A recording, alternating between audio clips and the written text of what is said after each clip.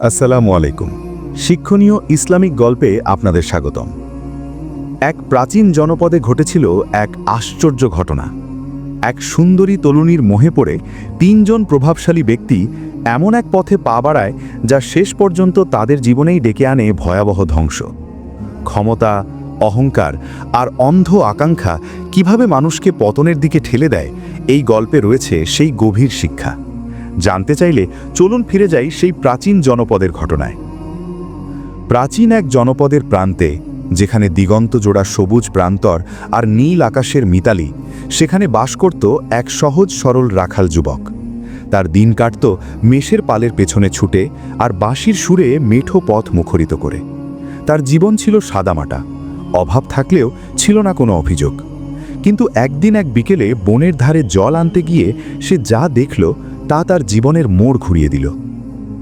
গাছের ছায়ায় দাঁড়িয়েছিল এক অপূর্ব সুন্দরী যুবতী। তার রূপ ছিল যেন আসমানের পূর্ণিমার চাঁদকেও হার মানায়। তার পরনের রেশমি পোশাক বাতাসের হিল্লোলে উড়ছিল, আর তার মায়াবী চোখের চাহনি ছিল মানুষকে আকর্ষণ করার মতো। রাখাল যুবক তার জীবনের সমস্ত বিবেক আর হিতাহিত জ্ঞান সেই এক পলকেই হারিয়ে ফেলল।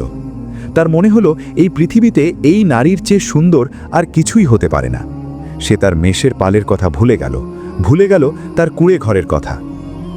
মুগ্ধ রাখাল সাহস সঞ্চয় করে সুন্দরী মেয়েটির সামনে গিয়ে দাঁড়ালো। কাঁপা কাঁপা কণ্ঠে সে সরাসরি বিয়ের প্রস্তাব দিয়ে বসল। মেয়েটি এক রহস্যময়ী হাসি হেসে বলল, আমি তোমার প্রস্তাবে রাজি হে যুবক, কিন্তু আমি তো সাধারণ কোনো নারী নই। আমাদের এই পবিত্র বন্ধনটি সম্পন্ন করতে হলে তোমাকে যেতে হবে এই শহরের প্রধান বিচারক বা কাজী সাহেবের কাছে। তিনি যদি অনুমতি দেন তবেই আমি তোমার ঘর আলো করে আসব। রাখাল খুশিতে আত্মহারা হয়ে গেল। সে ভাবল, কাজী সাহেব তো ন্যায় বিচারক, তিনি অবশ্যই এক গরিব রাখালের স্বপ্ন পূরণ করবেন। সে জানত না এই রূপের আড়ালে লুকিয়ে আছে এক মরণ ফাঁদ। তারা দুজনে মিলে ধুলো উড়িয়ে ছুটল কাজী সাহেবের দরবারের দিকে। রাখাল তার সমস্ত সঞ্চয় আর স্বপ্ন বাজি রেখে এক অনিশ্চিত পথে পা বাড়াল। কিন্তু সে কি জানত, যাকে সে পাওয়ার জন্য মরিয়া হয়ে উঠেছে সে আসলে এক মরীচিকা। রাখাল যুবক এবং সেই সুন্দরী যুবতী যখন শহরের প্রধান বিচারক বা কাজী সাহেবের দরবারে পৌঁছালো, তখন সূর্য পশ্চিম দিগন্তে ঢলে পড়েছে। কাজী সাহেব তার আসনে বসেছিলেন। হাতে ছিল ন্যায় বিচারের প্রতীক, এক প্রাচীন কিতাব। কিন্তু যখনই সেই রূপসী যুবতী তার ঘোমটা সামান্য সরিয়ে কাজী সাহেবের দিকে তাকালো, তখন সেই বিচারকের দীর্ঘদিনের অর্জিত জ্ঞান ও বিবেক নিমিষেই ধুলোয় মিশে গেল। মেয়েটির চোখের মায়াবী চাহনি কাজী সাহেবের হৃদয়ে এক তীব্র লালসার আগুন জ্বালিয়ে দিল। কাজী সাহেব নিজের আসন থেকে উঠে দাঁড়ালেন। তিনি গম্ভীর কণ্ঠে রাখালকে ধমক দিয়ে বললেন, রে রাখাল, তুই তো এক সামান্য পশুপালক, ধুলোবালিতে তোর দিন কাটে। এই সুন্দরীর যোগ্য তুই কোনোভাবেই হতে পারো না। আমি এই শহরের পরম শ্রদ্ধেয় জ্ঞানী ব্যক্তি। আমার প্রাসাদে এই রূপসী হবে হীরা জহরত। তাই আমি একে বিয়ে করব, এটাই আমার চূড়ান্ত ফয়সালা। রাখালের বুক ফেটে কান্না এলো। সে প্রতিবাদ করে উঠল, হুজুর, আপনি তো ন্যায় বিচারক, আপনি কেন আমার হবু স্ত্রীকে কেড়ে নিচ্ছেন? শুরু হলো রাখাল আর কাজীর মধ্যে তুমুল বাগবিতণ্ডা। কেউ কাউকে ছাড় দিতে রাজি নয়। তাদের ঝগড়া এমন পর্যায়ে পৌঁছালো যে শেষমেশ তারা সাব্যস্ত করল এই বিবাদের চূড়ান্ত ফয়সালা হবে শহরের প্রধান কোতোয়াল বা পুলিশ প্রধানের কাছে। তারা তিনজনে মিলে ধুলো উড়িয়ে ছুটল পুলিশের দরবারে। কিন্তু সেখানে গিয়ে পরিস্থিতি আরও ভয়াবহ হয়ে উঠল। পুলিশ প্রধান যখনই সেই রূপসীর দিকে তাকালো, তার পেশিবহুল শরীরের সমস্ত শক্তি যেন এক নিমিষেই বিলীন হয়ে গেল। সে হুঙ্কার দিয়ে বলল, রাখাল আর কাজী, তোমাদের দুজনেরই কেউ এই নারীর উপযুক্ত নও। আমি এই শহরের আইন শৃঙ্খলা রক্ষাকারী এবং সর্বময় ক্ষমতার অধিকারী। এই রূপসী কেবল আমারই অর্ধাঙ্গিনী হবার দাবি রাখে। তোমরা যদি এর ওপর আর কোনো দাবি করো তবে তোমাদের জেলখানায় পৌঁছতে হবে। এবার শুরু হলো এক ভয়াবহ ত্রিমুখী সংঘাত। রাখাল, কাজী আর পুলিশ তিনজনেই একে অপরের ওপর চড়াও হলো। তাদের লালসা আর অহংকার এমন পর্যায়ে পৌঁছালো যে তারা হিতাহিত জ্ঞান হারিয়ে একে অপরকে শারীরিকভাবে আঘাত করতে উদ্যত হলো। জনপদ জুড়ে এক বিশৃঙ্খল পরিস্থিতির সৃষ্টি হলো।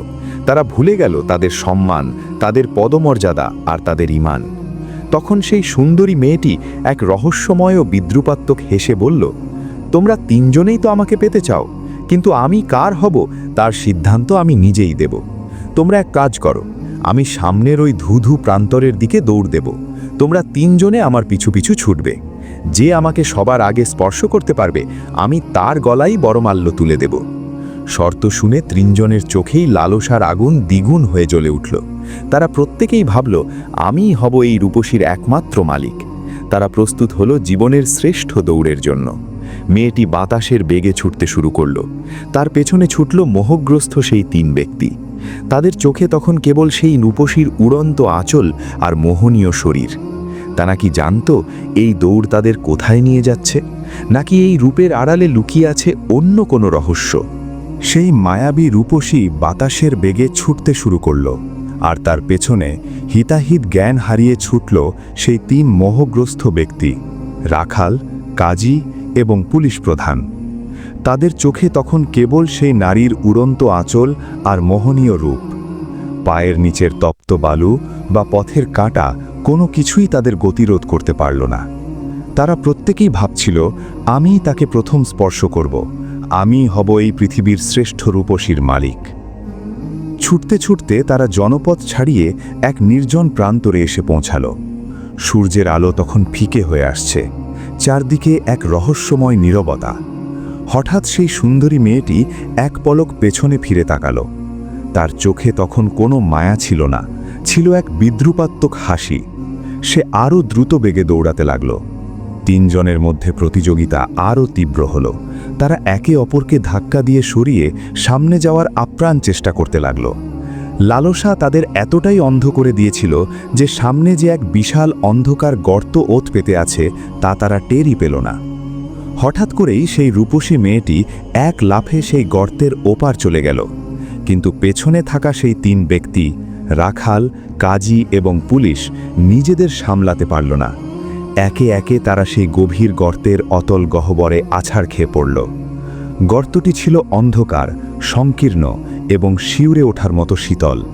তারা আর্তনাদ করে উঠল, কিন্তু তাদের সাহায্য করার মতো কেউ সেখানে ছিল না।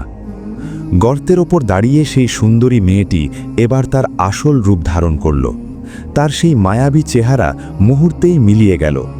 সে গম্ভীর কণ্ঠে বলতে শুরু করল, হে আদম সন্তান, তোমরা কি আমাকে চিনতে পেরেছ? আমি হলাম এই দুনিয়া।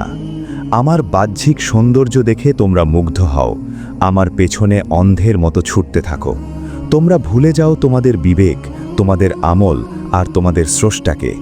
তোমরা আমাকে পাওয়ার নেশায় একে অপরের সাথে বিবাদে লিপ্ত হও, কিন্তু শেষ পর্যন্ত আমি কারোরই হই না। মেয়েটি আরও বলল, তোমরা যে গর্তে পড়েছ এটি হলো তোমাদের কবর। তোমরা সারা জীবন আমার পেছনে ছুটেছ, কিন্তু শেষ গন্তব্য হিসেবে এই অন্ধকার গর্তটিকেই বেছে নিয়েছ। আজ আমি তোমাদের হাতছাড়া হয়ে গেলাম, আর তোমরা পড়ে রইলে একাকী এই সংকীর্ণ স্থানে। কথাগুলো শেষ করে সেই সুন্দরী দুনিয়া মিলিয়ে গেল ধুলোর মেঘে। সেই তিন ব্যক্তি গর্তের ভেতরে হাহাকার করতে লাগল, কিন্তু তখন আর ফেরার কোনো পথ ছিল না। তাদের ধন সম্পদ, ক্ষমতা আর রূপের লালসা সবই সেই অন্ধকার গর্তে বিলীন হয়ে গেল।